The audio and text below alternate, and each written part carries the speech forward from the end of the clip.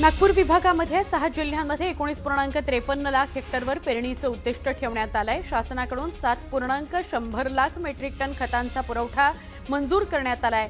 दरम्यान काळा बाजार आणि साठेबाजी रोखण्याकरता विशेष मोहीम राबवत 183 विक्री केंद्रांना नोटीस पाठवण्यात आली, तर 43 केंद्रांचे परवाने निलंबित करण्यात आले। राज्यात सध्या पश्चिमी विक्षोभाची स्थिती असून अनेक भागात वादळी पाऊस आणि गारपिटीची नोंद होते आहे। तर अनेक विदर्भातील बहुतांश जिल्ह्यांमध्ये उष्णतेच्या लाटेसदृश्य परिस्थिती आहे। यामुळे नागरिकांना तीव्र उन्हाचा सामना करावा लागतोय। राज्यातील मराठवाडा, विदर्भ आणि मध्य महाराष्ट्रातील काही भागातील कमाल तापमानात लक्षणीय वाढ झालेली आहे। पुढील 4 दिवसांमध्ये राज्यात पश्चिमी विक्षोभाची कायम राहील परिस्थिती अशी शक्यता हवामान विभागाने वर्तवली आहे। विदर्भामध्ये ढगाळ वातावरण निर्माण झाल्यामुळे तापमानात किंचित घट झाली आहे, तरी उकाडा मात्र कायम आहे। गेल्या 5 दिवसांपासून संपूर्ण विदर्भात उष्णतेची लाट आहे। हवामान विभागाने पुढील काही दिवसांमध्ये वातावरणात बदल होण्याचे संकेत दिलेले आहेत। मुंबई महापालिकेतर्फे शिवडीतील टनल भंडारवाडा टेकडी जलाशय वाहिनीवर हाजीबंदर मार्ग इथं 1500 किलोमीटर व्यासाचं बटरफ्लाय वॉल बसवण्याचं काम हाती घेण्यात येणार आहे। हे काम 22 एप्रिलला सकाळी 10 वाजल्यापासून 23 एप्रिलला पहाटे 4 वाजेपर्यंत सुरू राहणार आहे। त्यामुळे महापालिकेच्या विभाग ए, बी, सी, ई आणि एफ दक्षिण या विभागातील काही भागांचा पाणी पुरवठा 18 तास बंद ठेवण्यात येणार आहे। मुंबई कृषी उत्पन्न बाजार समितीत भाजीपाला विभागात लिंबू, टोमॅटो आणि पालेभाज्यांच्या दरात वाढ झाली आहे। बदलतं वातावरण आणि वाढती उष्णता याचा थेट परिणाम बाजारावर होतो आहे। विशेषतः नाशवंत भाजीपाला मोठ्या प्रमाणात खराब होत असून आवक मोठी असली तरी चांगल्या प्रतीचा शेतमाल कमी उपलब्ध होतोय। पावसाळ्याच्या पार्श्वभूमीवर मिठी नदीतील गाळ काढण्याचं काम महापालिकेकडून 3 टप्प्यांमध्ये आहे आणि 2 कंत्राटदारांकडून केलं जात आहे। मात्र या कामाच्या खर्चाला अद्याप स्थायी समितीकडून मंजुरी मिळालेली नाही। नदीच्या सफाईसाठी 29,66,07,000 रुपये खर्च येणार आहे। हा प्रस्ताव कार्योत्तर मंजुरी करता येत्या स्थायी समितीच्या बैठकीमध्ये सादर होणार आहे। पश्चिम आशियामध्ये सुरू असलेल्या युद्धजन्य परिस्थितीचा मोठा आर्थिक फटका भारतीय विमान उद्योगाला बसला आहे।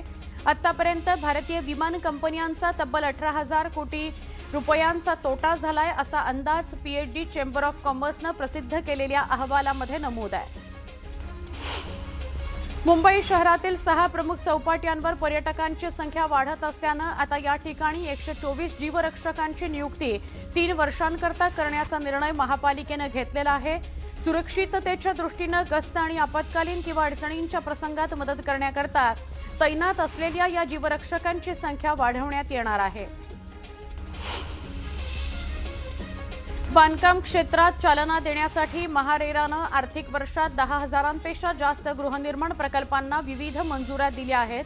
या 4,204 प्रकल्पांना नोंदणी क्रमांक मंजूर करण्यात आलाय, तर 2,488 प्रकल्पांमधील सुधारणांना आणि 3,687 प्रकल्पांच्या मुदतवाढीला मान्यता देण्यात आलेली आहे। अल निनोमुळे पर्जन्यमान कमी होण्याची शक्यता असून खरीप हंगामातील पेरणी क्षेत्रात 5 लाख हेक्टरची घट होणार आहे। त्यानुसार राज्याच्या कृषी विभागाने 1,45,00,000 हेक्टर क्षेत्रावर पेरण्यांचं नियोजन केलंय। सोयाबीन, भात, मका, तूर, उडीद, कापूस आणि ऊस या प्रमुख पिकांच्या पेरणीचं उद्दिष्ट निश्चित करण्यात आलंय। मरीन ड्राईव्ह इथल्या प्रिन्सेस स्ट्रीट ते वांद्रे वरळी सागरी सेतूच्या दक्षिण टोकापर्यंत असलेल्या सागरी किनारा मार्गाचं काम पूर्णत्वाला आलंय। मात्र या कामाच्या खर्चात वाढ करण्याचा प्रस्ताव वारंवार स्थायी समितीसमोर येतोय। या प्रकल्पाच्या खर्चामध्ये 7 वेळा बदल करण्यात आला असून प्रकल्पाचा एकूण खर्च आता 12,000 कोटींवरून 14,000 कोटींच्या पुढे गेला आहे। अल्पावधीत टेक्नो कॉन्सर्ट हब बनलेल्या मुंबईत अनेक आंतरराष्ट्रीय डीजे आणि बँडचे कार्यक्रम होत आहेत। शुक्रवार, शनिवार आणि रविवारसाठी या कार्यक्रमांची रेलचेल असते। गोरेगाव नेस्को सेंटर इथल्या कॉन्सर्टमधील 2 तरुणांच्या मृत्यू प्रकरणानंतर मुंबईतील प्रत्येक टेक्नो कॉन्सर्टवर पोलिसांची करडी नजर आहे। राज्यातील शिक्षण हक्क कायद्याअंतर्गत खासगी शाळांमधील 25% राखीव जागांसाठीच्या प्रवेश प्रक्रियेला मुदतवाढ देण्यात आली आहे। त्यानुसार आता 30 एप्रिलपर्यंत कागदपत्र पडताळणी करून प्रवेश घेता येणार आहेत। दरम्यान सोमवार संध्याकाळपर्यंत सुमारे 39,000 विद्यार्थ्यांचे प्रवेश निश्चित केले होते।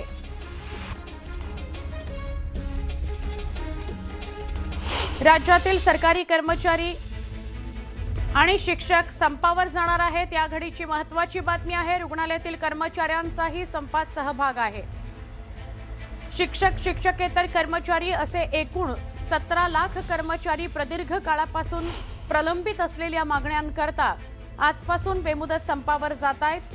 दुसरीकडे राज्य सरकारनं संप बेकायदेशीर आहे असं म्हणत संपात सहभागी होणाऱ्या कर्मचाऱ्यांवर कारवाई करणार असा इशारा दिला आहे।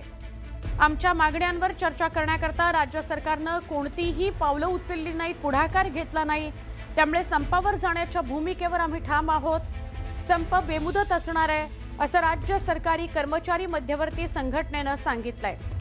राज्यभरातील कर्मचारी या संपात सहभागी होणार असल्यानं मंत्रालयापासून ते तालुका स्तरापर्यंत राज्य सरकारचा कारभार प्रभावित होण्याची शक्यता आहे।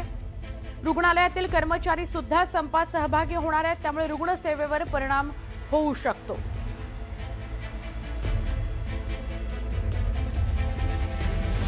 कर्मचाऱ्यांच्या मागण्या काय आहेत, त्यांचं म्हणणं काय ते बघूयात। जुन्या पेन्शन योजनेच्या धर्तीवर सुधारित निवृत्ती वेतन योजना लागू करा। रिक्त पदांची तातडीनं भरती करा।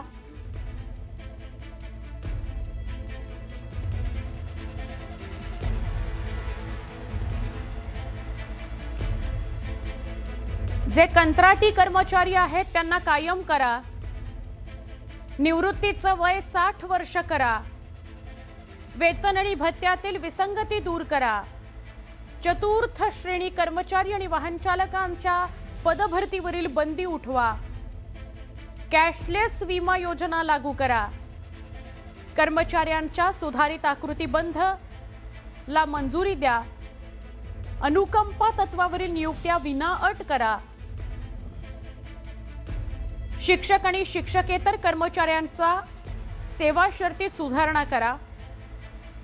अशा सगळ्या मागण्या आहेत, या प्रमुख मागण्या आहेत। या मागण्यांकडे अनेक वर्षांपासून राज्य सरकार दुर्लक्ष करतंय, म्हणून आजपासून बेमुदत संपावर जाणार आहेत। पुढे जाऊया आपण वेगवान स्वरूपातल्या बातम्या। देशात वर्षाच्या सुरुवातीपासूनच आतापर्यंत 52 वाघांच्या मृत्यूची नोंद झाली आहे। मृत्यूच्या सर्वाधिक घटना मध्य भारतातल्या वनक्षेत्रातल्या आहेत।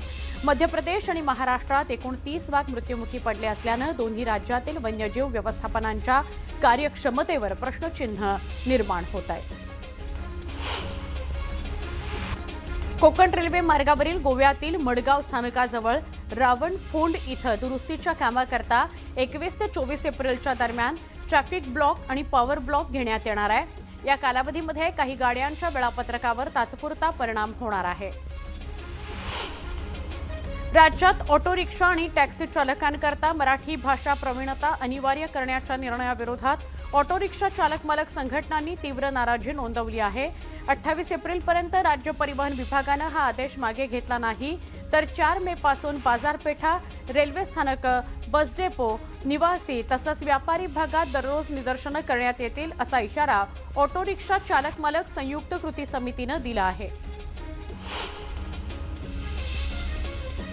आगामी 11वी प्रवेश प्रक्रियेकरता सोमवारपर्यंत राज्यभरात 3,22,770 विद्यार्थ्यांनी प्राथमिक नोंदणी पूर्ण केलेली आहे। 10वीचा निकाल काही दिवसांमध्ये जाहीर होण्याची शक्यता आहे। त्यामुळे माध्यमिक आणि उच्च माध्यमिक शिक्षण विभागानं 11वीत प्रवेश घेऊ इच्छिणाऱ्या विद्यार्थ्यांकरता पूर्व नोंदणी सुरू केलेली आहे।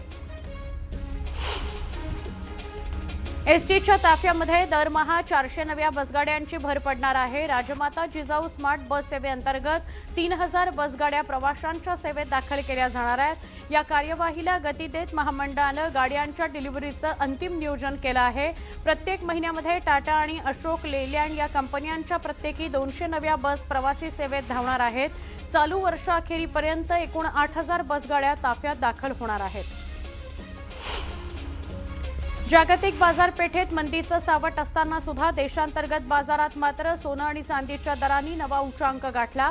सराफा बाजारात चांदीच्या दरात 4,300 रुपयांची वाढ होऊन ती 2,57,300 रुपये, तर सोन्याच्या भावात 800 रुपयांची वाढ झाली. 10 ग्रॅम सोन्याचा भाव आता 1,57,000 रुपयांवर गेला आहे. लर्निंग ड्रायव्हिंग लायसन्सची परीक्षा देण्याकरता यापुढे आरटीओ कार्यालयामध्ये जावं लागणार आहे.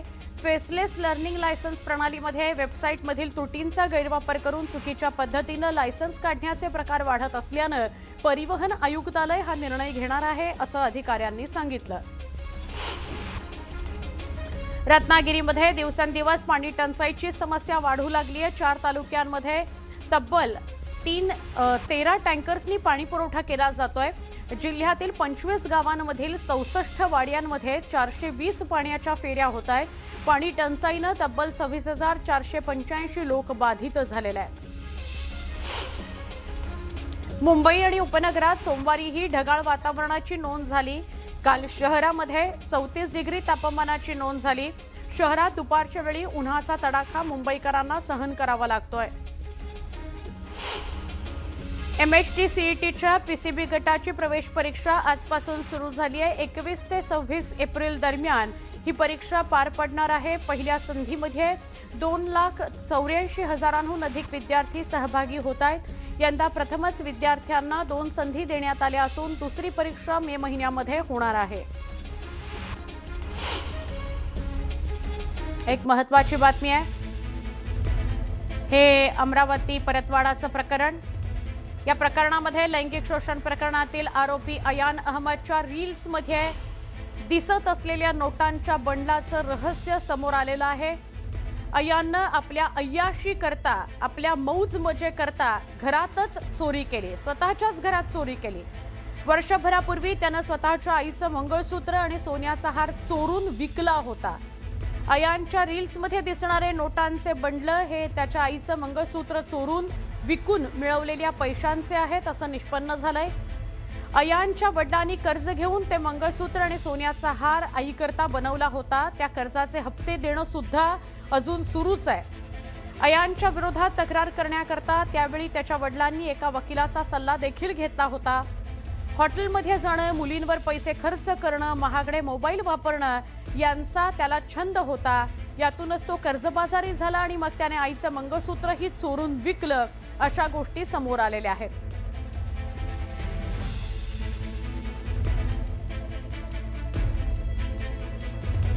पुन्हा वेगवान स्वरूपातल्या घडामोडी. गोंदिया जिल्ह्यात HPV लसीकरणाची टक्केवारी केवळ 6% झाली आहे. तुलनेमध्ये यवतमाळ जिल्ह्यामध्ये हीच टक्केवारी 30% पोहोचली आहे. या पार्श्वभूमीवर इंद्रनील नाईक यांनी आरोग्य विभागाला जनजागृती वाढवण्याचे आदेश दिले. 8 मार्चपासून सुरू झालेल्या मोहिमेला अपेक्षित प्रतिसाद मिळत नसल्यानं प्रशासन सतर्क झालेलं आहे. विशाल पाटील यांनी नारी शक्ती वंदन अधिनियमाबाबत भाजपवर गंभीर आरोप केलेत. हे महिला विधेयक संमत होऊ नये यासाठीच भाजपनं चुकीच्या पद्धतीनं विधेयक मांडल्याचा दावा त्यांनी केला.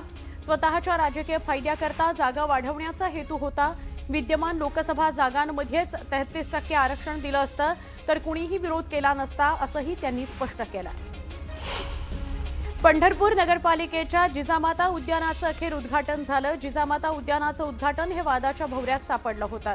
सरतेशेवटी पालिकेतील भाजपचे असणारे सर्वाधिक नगरसेवक, उपनगराध्यक्ष यांनी आयोजित केलेल्या कार्यक्रमात भाजपचे विद्यमान आमदार समाधान अवताडे आणि माजी आमदार प्रशांत परिचारक यांच्या हस्ते जिजामाता उद्यानाचं उद्घाटन करण्यात आलं.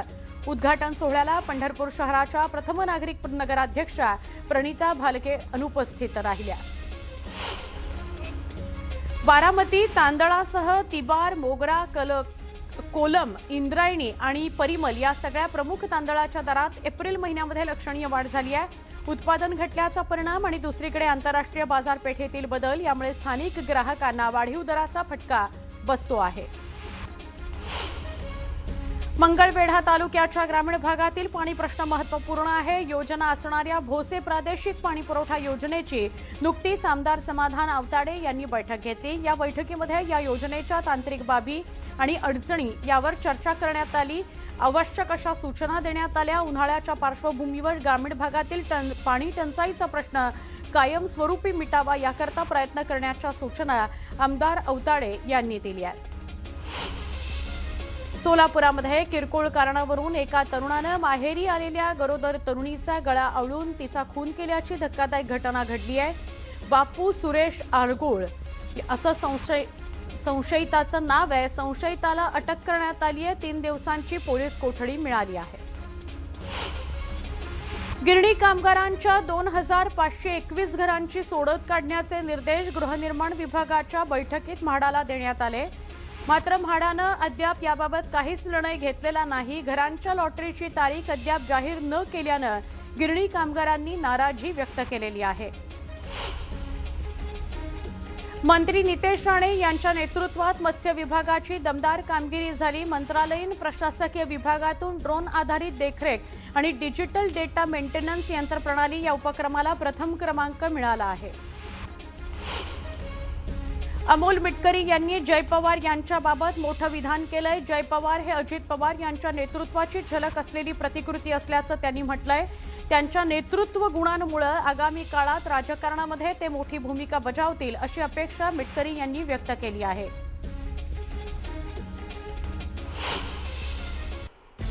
बातमी आहे नागपुरातून.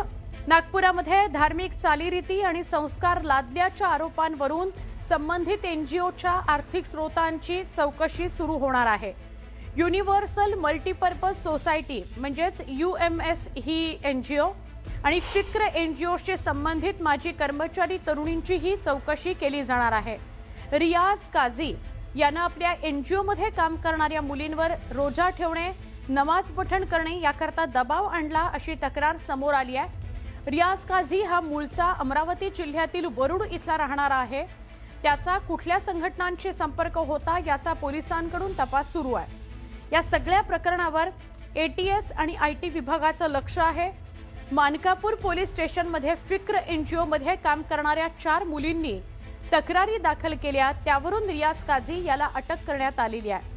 युनिव्हर्सल मल्टीपर्पज सोसायटीच्या कार्यालयात काम करणाऱ्या तरुणींनीही तक्रार केली आहे. त्यामुळे विनयभंगाचा गुन्हा दाखल करण्यात आलाय.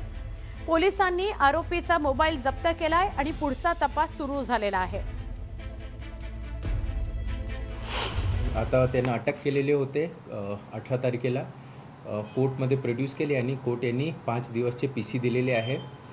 आता त्याचे जे काही NGOमध्ये डॉक्युमेंट वगैरे जे काय आहे ते पोलीस तपास करतात आणि नंतर 5 दिवस नंतर आम्ही कोर्टमध्ये पुन्हा प्रोड्यूस करू. परत एकदा वेगवान स्वरूपातल्या घडामोडी. कल्याण डोंबिवली महानगरपालिकेच्या महासभेदरम्यान लोकप्रतिनिधींच्या निष्काळजीपणाचं चित्र समोर आलं. सभा सुरू असतानाच अनेक नगरसेवक सभागृहातून बाहेर पडल्याचं दिसून आलं. महत्त्वाच्या नागरी प्रश्नांवर चर्चा सुरू असताना मोजके सदस्य उपस्थित राहिल्यानं सभेचं गांभीर्य कमी झाल्याची टीका होतीये. नाशिकच्या गंगापूर रोडवरील ध्रुवनगर परिसरात काळजाचा थरकाप उडवणारी घटना घडली आहे. घराच्या इमारतीचे लोखंडी गेट अंगावर पडले आणि आराध्या मामूलकर या 13 महिन्याच्या बाळाचा मृत्यू झाला. आईसोबत जात असताना हा काळ ओढावला आणि परिसरात मोठी हळहळ व्यक्त होते तिचा मृत्यू झाल्यानं. नवी मुंबईतील CBD बेलापूर आणि घणसोली परिसरात तातडीच्या तांत्रिक कामांमुळे तब्बल 12 तास पाणीपुरवठा बंद राहणार आहे. CBD सेक्टर 28 इथल्या पंप हाऊस दुरुस्ती तसंच घणसोली इथल्या 900 मिलीमीटर जलवाहिनीत जोडणीचं काम हाती घेण्यात आलंय. त्यामुळे पाणी कपात लागू करण्यात येणार आहे. मध्य रेल्वेवर मेगा ब्लॉक आणि तांत्रिक बिघाडामुळे मोठा खोळंबा निर्माण झालाय. कसारा ते मुंबई मार्गावरील गाड्या ठप्प असून गेल्या 1.25 तासात एकही लोकल धावलेली नाही. प्रवासी मोठ्या प्रमाणात अडकले.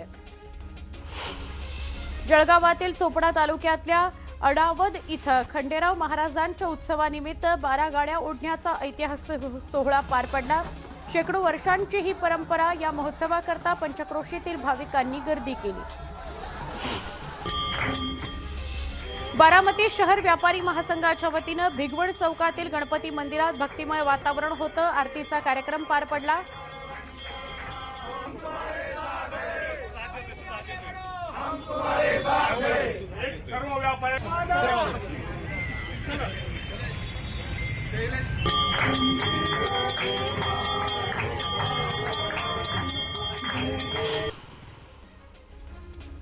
जळगावातील भुसावळ तालुक्यातल्या कंडारी गावात भीषण पाणी टंचाई निर्माण झाली आहे। या पार्श्वभूमीवर प्रशासनाच्या वतीने कंडारी गावात टँकरद्वारे पाणी पुरवठा सुरू करण्यात आला आहे।